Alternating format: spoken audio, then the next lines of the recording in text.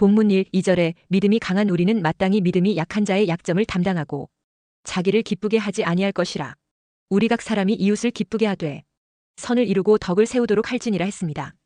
교회의 가장 큰 능력은 은사가 아니라 서로 받아들이는 사랑입니다. 로마 교회에는 강한 자와 약한 자 그리고 유대인과 이방인 사이에 갈등이 있었습니다. 그래서 바울은 그 해결책으로 교회로서 하나됨의 복음과 서로 받아들이는 사랑을 제시합니다. 교회로서 하나됨의 복음이란 은혜로 서로 받아들이는 사랑을 말합니다. 7절에 그러므로 그리스도께서 우리를 받아 하나님께 영광을 돌리심과 같이 너희도 서로 받으라 했습니다.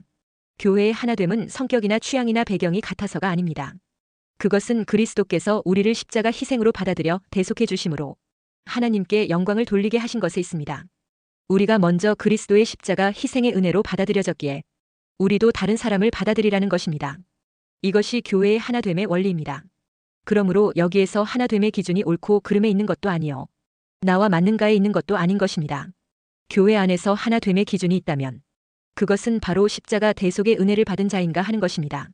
다시 말해 예수 믿느냐는 겁니다. 예수 믿으면 교회는 서로 하나 될 수 있는 근거가 있는 것입니다. 그런데 예수 믿어도 믿음이 강한 자도 있고 약한 자도 있을 수 있습니다. 그렇기에 1절에 믿음이 강한 우리는 마땅히 믿음이 약한 자의 약점을 담당하고 했습니다. 강한 자가 약한 자를 담당하는 원리입니다. 여기서 말하는 하나됨은 평등한 힘의 균형이 아니라 사랑의 책임 구조입니다. 다시 말해 강한 자가 내려와서 약한 자를 품을 때 교회 공동체는 하나가 됩니다. 그리고 교회 안에서 하나됨의 목적은 6절에 한마음과 한입으로 하나님 곧 우리 주 예수 그리스도의 아버지께 영광을 돌리기 위해서입니다. 하나님의 영광을 위한 하나됨입니다. 하나 되는 목적이 사람 만족이 아니라 하나님 영광입니다. 하나님의 영광이라는 목적이 같아질 때 마음도 하나가 됩니다. 그리고 교회는 복음으로 하나 되게 합니다. 복음은 유대인과 이방인을 하나 되게 했고 지금도 다른 배경의 성도를 복음이 하나로 묶습니다. 그래서 교회의 연합은 복음의 열매입니다. 그러면 왜 신자는 하나 되는 원리를 따라 살아야 하는 것일까요? 그것은 그리스도의 몸이기 때문입니다. 교회는 조직이 아니라 몸입니다. 만약 몸에 분열이 일어나면 몸의 생명이 약해집니다. 그래서 교회가 하나됨이 약해지면 복음의 생명이 약해지는 것입니다. 다시 말해 하나 되지 못하는 교회는 약하고 병든 교회인 것입니다. 그리고 교회 성도들이 하나 되는 것이 복음의 능력을 드러내게 됩니다. 우리가 서로 사랑하면 세상은 우리가 주의 제자인 줄로 압니다. 다시 말해 예수 믿으니까 서로 사랑하는구나 하고 안다는 겁니다. 요한복음 13장 35절에 너희가 서로 사랑하면 이로써 모든 사람이 너희가 내 제자인 줄 알리라 했습니다. 복음의 능력은 서로 사랑하며 하나가 되는 것입니다. 이것은 세상을 향한 전도의 문이 되기도 합니다.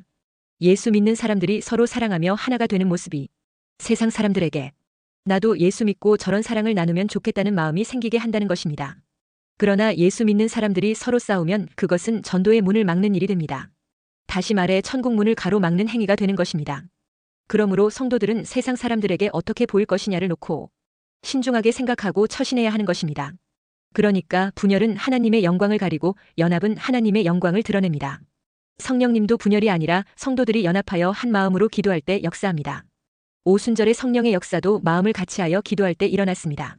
사도행전 1장 14절에 여자들과 예수의 어머니 마리아와 예수의 아우들과 더불어 마음을 같이하여 오로지 기도에 힘쓰더라 했습니다.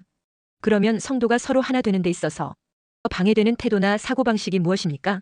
그것은 우선 자기중심적 신앙입니다. 그러므로 내가 맞다, 내 방식이 옳다는 자기 관점을 일단 내려놓아야 합니다. 그리고 우월감과 비교의식을 버려야 합니다. 내가 옳다는 생각 속에는 우월감이 자리 잡고 있습니다. 이것을 버려야 하나가 될 수 있습니다. 또한 다른 사람들에 비해 나는 부족하고 약하다는 비교의식으로 인해 열등감이 나옵니다. 그러니까 강한 자의 교만과 약한 자의 열등감, 이 두 가지가 모두 하나됨의 연합을 깨뜨립니다. 그리고 판단하고 정죄하는 습관을 버려야 합니다. 사람을 평가하는 습관은 교회 공동체를 갈라놓고 분열하게 만듭니다. 이런 생각은 기도 제목으로 바꾸어 하나님께 간구할 문제이지 이것을 사람들에게 가지고 가서 말하고 다루는 것은 아주 나쁜 습관입니다. 그리고 내 권리를 주장하는 사고를 내려놓아야 합니다. 내 자유와 내 취향, 이것을 형제 사랑보다 앞세우게 되면 하나됨이 깨어집니다. 그리고 배타적 신앙 태도가 하나됨을 방해합니다. 서로 다른 것을 틀리다고 보는 사고를 버려야 합니다. 그것이 구원의 문제와 직결되는 근본적인 문제라면 양보해서는 안 되겠지만 그렇지 않은 조금 다른 문제라면 다르다고 여기며 관망하고 있는 그대로 일단 받아들일 수 있어야 합니다. 그런데 이런 수용하는 자세를 가지려면 그게 하루아침에 되는 문제는 아닙니다. 그래서 스스로 바람직한 변화를 추구해야 합니다. 그러니까 나 중심에서 그리스도의 은혜 중심으로 사고를 바꿔야 합니다. 그리고 이제는 좀 더 섬기는 중심의 삶으로 변화를 시도해야 합니다. 복음의 자유를 누리는 강한 자는 아직 믿음이 약한 자에 대해 좀 양보하고 기다리면서 감당해야 합니다. 짐을 지는 것이 곧 성숙입니다. 그리고 하나가 되기 위해서는 질문의 주제를 바꾸어야 합니다. 개인 중심에서 교회 공동체 중심으로 질문으로 바꾸어야 합니다. 내가 옳은가 하는 질문에서 이것이 공동체를 세우는가? 하나님이 이것을 기뻐하시는가? 하고 물어야 합니다. 그리고 항상 성령의 능력으로 인도받기를 힘써야 합니다. 13절에 소망의 하나님이 모든 기쁨과 평강을 믿음 안에서 너희에게 충만하게 하사 성령의 능력으로 소망이 넘치게 하시기를 원하노라 했습니다. 소망은 성령의 능력으로 넘치게 됩니다. 다시 말해 성령 충만할 때 기쁨과 평강과 연합이 생깁니다. 그러므로 성령의 능력으로 충만하도록 힘써야 합니다. 그 비결은 기도에 있습니다. 그러면 서로를 축복하는 관계로 변화되는 것입니다. 비판 대신 중보기도하면서 격려와 수용과 기다려줄 수 있는 사람이 되는 것입니다. 바로 이것이 연합을 만들어내는 것입니다. 결국 교회의 하나됨은 전략이 아니라 복음의 열매입니다. 우리가 기억해야 할 핵심은 우리는 은혜로 구원받은 사람이라는 것입니다. 그러므로 강한 자는 약한 자를 품어야 합니다. 나도 주님께로부터 그런 품어주시는 주님의 은혜를 입었기 때문입니다. 그리고 하나됨은 하나님께 영광이 됩니다. 그래서 복음의 문도 열리는 역사가 일어나는 것입니다. 이 좋은 하나 되는 연합은 결정적으로 성령의 능력으로 가능합니다. 그러므로 늘 기도 가운데 성령 충만하여 성령의 능력이 나타나는 신앙이 되도록 해야 하는 것입니다. 첫째, 성숙한 성도는 연약한 자를 짐처럼 여기지 말고 기쁘게 감당해야 합니다. 1절에 믿음이 강한 우리는 마땅히 믿음이 약한 자의 약점을 담당하고 자기를 기쁘게 하지 아니할 것이라 했습니다. 여기서 믿음이 강한 자란 믿음이 성숙한 자를 말합니다. 믿음이 성숙했다는 것의 기준은 지식이 많은 것이 아니라 상대방의 짐을 대신 져주는 사랑이라고 말하고 있습니다. 그래서 믿음이 성숙한 자의 특징을 바울은 지식이 많은 사람으로 정의하지 않고 사랑으로 행동하는 사람이라고 정의합니다. 우선 강한 자는 약한 자의 약점을 담당합니다. 강한 자는 약한 자를 고치려고 하기보다 먼저 마음으로 품고 대신 짐을 져줍니다. 여기서 강한 것은 책임지는 능력을 말합니다. 또한 강한 자는 자기를 기쁘게 하지 않습니다. 다시 말해 자기 중심이 아니라 하나님 중심이며 공동체 중심입니다. 자유가 있어도 자기 만족을 위해 사용하지 않는 사람입니다. 또한 강한 자는 이웃을 기쁘게 하는 사람입니다. 강한 자는 자기 권리보다 이웃의 유익을 먼저 생각합니다. 왜 그렇게 합니까? 그것은 사람을 세우고 덕을 세우고 믿음을 성장시키는 것이 목적이기 때문입니다. 또한 강한 자는 그리스도를 본받는 사람입니다.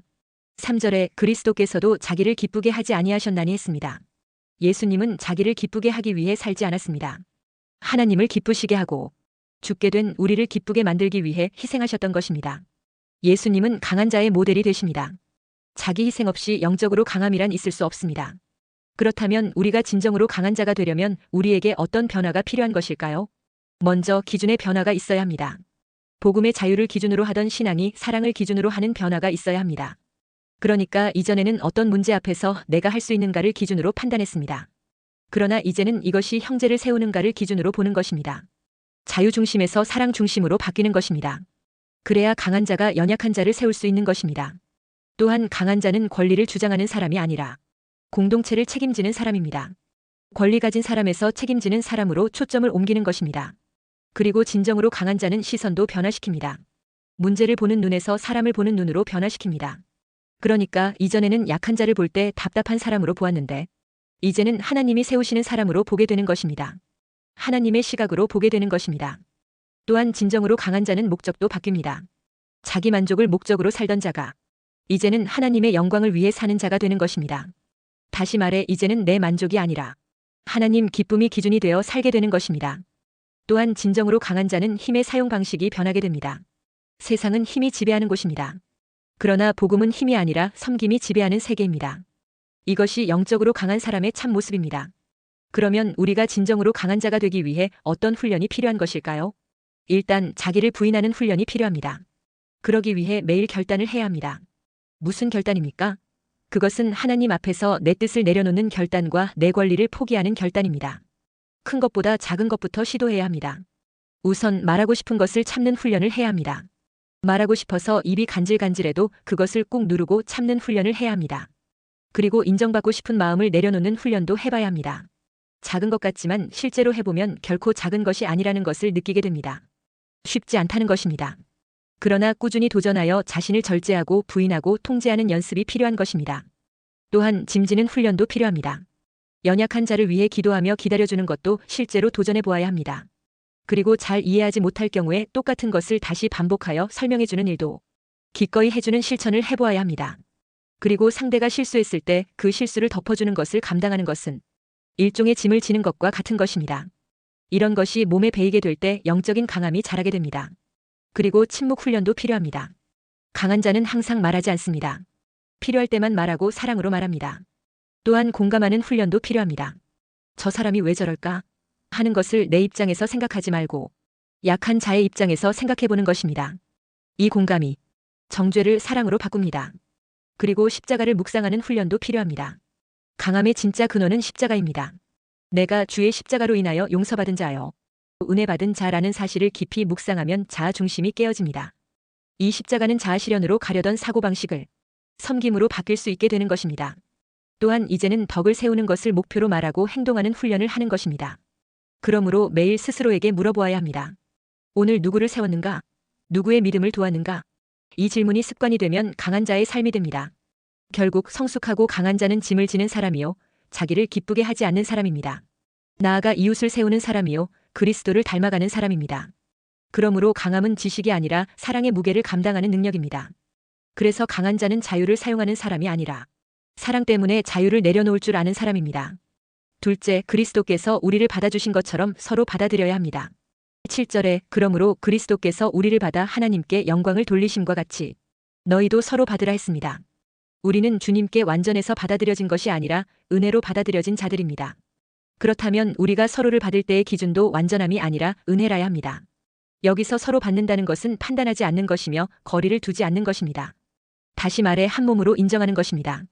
그런 의미에서 교회는 같은 사람들의 모임이 아니라 다른 사람들이 하나 되는 곳입니다. 그리고 그렇게 하여 하나 되는 것의 목적은 하나님께 영광을 돌리는 것입니다. 하나됨의 목적이 교회 분위기 좋게 하려는 것이 아니라 하나님께 영광 돌리기 위함이라는 것입니다. 그렇기 때문에 분열된 교회는 하나님의 영광을 드러낼 수 없습니다. 여기서 그리스도께서 우리를 받아주신 것처럼 서로 받으라고 했는데 그리스도께서 우리를 어떻게 받아주셨는가요? 그리스도께서 우리를 받으신 방식은 교회 안에서 성도들이 서로 받아들임의 기준이 된다는 것입니다. 먼저 예수님은 우리가 약할 때 받아주셨습니다. 로마서 5장 6절에 우리가 아직 연약할 때에 기약대로 그리스도께서 경건하지 않은 자를 위하여 죽으셨도다 했습니다. 우리가 아직 연약할 때였습니다. 그러니까 우리가 주님께 받아들여진 이유가 우리의 믿음이 강해서도 아니고 변화된 상태이기 때문도 아니었습니다. 그야말로 연약한 상태로 있는 그대로 받아주셨습니다. 무슨 잘난 것이 없을 때 받아주신 것입니다. 또한 예수님은 우리가 죄인 되었을 때 받아주셨습니다. 로마서 5장 8절에 우리가 아직 죄인 되었을 때에 그리스도께서 우리를 위하여 죽으심으로 하나님께서 우리에 대한 자기의 사랑을 확증하셨느니라 했습니다. 주님께서 우리를 받아주신 조건이 회개한 후가 아니라 아직 죄 가운데 있을 때였습니다. 그러니 주의 은혜는 무조건적 은혜였습니다. 나는 죄가 있을 때 무조건적인 주의 은혜로 주님께 받아들여졌던 것입니다. 너무나 황송한 일이 아닐 수 없습니다. 그리고 심지어 예수님은 우리가 주님과 원수 되었을 때 받아주셨습니다. 로마서 5장 10절에 곧 우리가 원수 되었을 때에 그의 아들의 죽으심으로 말미암아 하나님과 화목하게 되었은즉 화목하게 된 자로서는 더욱 그의 살아나심으로 말미암아 구원을 받을 것이니라 했습니다. 우리는 하나님과 원수였지만 그리스도는 우리를 하나님과 화목하게 하셨습니다. 그래서 관계를 먼저 회복시키셨습니다. 또한 주님은 우리를 차별 없이 받으셨습니다. 갈라디아서 3장 28절에 너희는 유대인이나 헬라인이나 종이나 자유인이나 남자나 여자나 다 그리스도 예수 안에서 하나이니라 했습니다. 주님은 유대인이나 헬라인이나 종이나 자유인이나 남자나 여자나 차별 없이 받으셨습니다. 그리고 주님은 끝까지 책임지시는 방식으로 받으셨습니다. 받기만 하고 버릴 수도 있는데 그렇게 하지 않으셨습니다. 그래서 빌립보서 1장 6절에 너희 안에서 착한 일을 시작하시니가 그리스도 예수의 날까지 이루실 줄을 우리는 확신하노라 했습니다. 주님이 시작하신 착한 일을 이루신다고 말씀하고 있습니다. 그러니까 우리를 받아주심은 결국 곧 끝까지 세워주신다는 것입니다. 이렇게 그리스도께서 우리를 받아주신 것처럼 우리도 형제를 받으라고 하십니다. 그렇다면 구체적으로 어떻게 형제를 받아야 하는 것인가요? 그것은 그리스도의 방식이 곧 우리의 모델입니다. 그래서 먼저 형제의 현재 모습 그대로 받아야 합니다. 변하면 받아주겠다가 아니고 지금 상태로 받아주겠다고 해야 된다는 것입니다. 이것이 주님께서 우리를 받아주신 방식이었기 때문입니다. 그러니까 성장은 하나님이 하시는 일입니다. 따라서 성장되었다 안 되었다를 놓고 판단하지 말고 관계부터 세워야 하는 것입니다. 그렇기에 여기서 받는다는 것은 형제를 비판하는 것을 중단하고 형제에 대해 거리를 두지 않고 공동체 안으로 들어오는 것을 환영하는 것입니다. 또한 받아들일 때 책임지는 사랑으로 받아야 합니다. 여기서 받는다는 것은 단순한 감정이 아니라 실제적인 돌봄이요, 기다림이요, 기도해주고 동행하는 것을 포함합니다. 그리고 상대방에게 있는 다름의 차이를 인정하며 받아야 합니다. 신앙의 수준도 다르고 배경도 다르고 양심의 수준도 다 다릅니다. 이 다르다는 차이를 틀리다고 보지 말아야 합니다. 그냥 다를 뿐이라고 여겨야 합니다. 그것을 놓고 논하고 판단하고 말하고 하는 것이 아니라는 겁니다. 그것이 받아들이는 것입니다. 또한 궁극적으로는 상대방을 끝까지 세워줄 것을 전제로 하고 받아야 하는 것입니다. 일단 받아놓고 힘들다고 포기하는 것이 아니라는 겁니다. 끝까지 세워주어야 합니다. 예수님을 보세요. 누가복음 15장에서 예수님은 세상 사람들이 수준 낮고 죄인들이라고 생각하는 세리와 그 친구들과 함께 식사를 하셨습니다. 이것은 그들을 받아주시고 교제하셨다는 것입니다. 이렇게 예수님은 죄인들을 수용하셨습니다. 또한 누가복음 19장에서 예수님은 삭개오가 아직 변화되기도 전에 먼저 그의 집에 들어가셨습니다. 삭개오를 받아주신 것입니다. 당시 바리새인들의 눈으로 보기에는 경악할 정도로 파격적인 행보였습니다. 그러나 예수님은 죄인들까지 수용하고 받아들이셨던 것입니다. 그러자 그 삭개오에게 변화가 일어났습니다. 받아들이는 수용이 있을 때 변화가 따라오게 되는 것입니다. 그러므로 먼저 수준 낮다고 보여지는 형제에게 수준을 높이라고 할 문제가 아닌 것입니다. 일단 수용하고 받아들여야 합니다. 그리고 사랑으로 섬겨야 합니다. 그러면 결국 수준이 자라고 성장하는 변화가 뒤따르게 되는 것입니다. 이것을 예수님이 친히 보여주신 것입니다. 그리고 요한복음 8장에서 가늠한 여인에 대해서 정죄하지 않았습니다. 일단 수용하고 사랑으로 받아주셨습니다. 그 여인이 돌에 맞아 죽는 것을 막아주시고 새 삶을 주셨습니다. 그리고 다시는 죄를 범하지 말라는 말씀을 주셨습니다. 요한복음 8장 11절에 예수께서 이르시되 나도 너를 정죄하지 아니하노니 가서 다시는 죄를 범하지 말라 하시니라 했습니다. 수용과 함께 거룩한 방향을 제시해 주셨습니다. 또한 예수님은 연약한 제자를 끝까지 품으시고 세웠습니다. 베드로가 예수님을 3번씩이나 저주하며 부인했는데도 배신자라며 버리지 않았습니다. 오히려 다시 받아들이고 수용하고 사랑하셔서 회복시켰습니다. 그랬더니 나중에는 죽기까지 충성하는 제자가 되었습니다. 셋째, 복음은 모든 민족을 하나 되게 하고 소망을 충만하게 합니다. 8절에 내가 말하노니 그리스도께서 하나님의 진실하심을 위하여 할례의 추종자가 되셨으니 이는 조상들에게 주신 약속들을 견고하게 하시고 했습니다.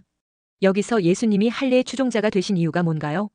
예수님이 할례의 추종자가 되셨다는 것은 유대인의 종이 되셨다는 것입니다. 왜냐하면 하나님의 약속을 이루기 위해서였습니다. 하나님은 아브라함과 이삭과 야곱과 다윗에게 메시아 약속을 주셨습니다. 그래서 예수님은 유대인으로 오심으로 그 약속이 거짓이 아님을 증명하셨습니다. 즉 하나님의 신실하심을 나타내신 것입니다. 그리고 예수님이 할례를 받으신 것은 율법 아래 오셔서 율법을 완성하시기 위해서였습니다. 갈라디아서 4장 4절에 때가 차매 하나님이 그 아들을 보내사 여자에게서 나게 하시고 율법 아래에 나게 하신 것은 했습니다. 하나님은 약속대로 예수님을 율법 아래 나게 하셔서 율법을 지키고 완성하여 십자가로 이루셨습니다. 그래서 예수님은 유대인에게 약속된 메시아가 되셨습니다. 이것은 또한 유대인을 통해 구원이 시작되는 것을 보이기 위해서였습니다. 요한복음 4장 22절에 이는 구원이 유대인에게서 남이라 했습니다. 구원의 역사적 통로가 유대 민족이라는 것입니다. 9절에 이방인들도 그 긍휼하심으로 말미암아 하나님께 영광을 돌리게 하려 하심이라 했는데 구체적으로 이방인이 어떤 은혜를 받았다는 것인가요? 이방인은 언약 밖에 있었고 소망 없는 자들이었습니다. 왜냐하면 그들에게는 하나님이 없었기 때문입니다. 그런데 이방인들도 그 긍휼하심으로 말미암아 구원의 언약에 참여하게 됩니다. 전에는 은혜에서 멀리 있던 이방인이 이제 그리스도의 피로 가까워졌다는 것입니다. 그래서 에베소서 2장 13절에 이제는 전에 멀리 있던 너희가 그리스도 예수 안에서 그리스도의 피로 가까워졌느니라 했습니다. 그래서 예수님 안에서 이제는 유대인이나 이방인이나 차별이 없이 누구든지 믿는 자는 유대인과 동일하게 하나님의 양자가 되고 하늘의 상속자가 되고 주와 한 몸이 되는 복을 누리게 된 것입니다. 더구나 한 성령까지 받게 되었습니다. 그리하여 동일한 교회와 동일한 은혜에 참여하게 된 것입니다. 그리하여 이제는 열방이 이새의 뿌리이신 그리스도께 소망을 두게 된 것입니다. 그래서 12절에 또 이사야가 이르되 이새의 뿌리 곧 열방을 다스리기 위하여 일어나시는 이가 있으리니 열방이 그에게 소망을 두리라 하였느니라 했습니다. 이것은 이사야 11장 10절의 성취입니다. 그날에 이새의 뿌리에서 한 싹이 나서 만민의 기치로 설 것이요 열방이 그에게로 돌아오리니 그가 거한 곳이 영화로우리라 했습니다. 여기서 이새의 뿌리는 다윗의 후손인 메시아 되신 예수님을 가리킵니다. 예수님이 열방의 소망이 되는 이유는 유대인만의 왕이 아니라 열방의 왕이기 때문입니다. 그래서 예수님은 민족을 초월한 왕이시오 모든 나라의 주가 되십니다.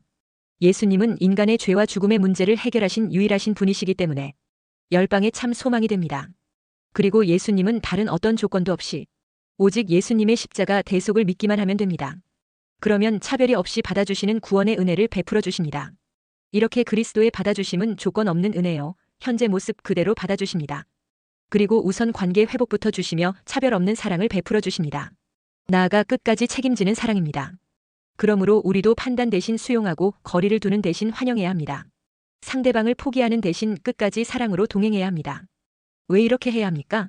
그것은 우리가 변화된 후에 받아진 것이 아니라 주님께 받아졌기 때문에 변화된 사람들이기 때문입니다. 그러므로 우리는 일단 형제를 먼저 사랑으로 받아야 하는 것입니다. 그것이 성도의 길입니다. 이런 은혜로 살게 되시기를 주의 이름으로 축원합니다.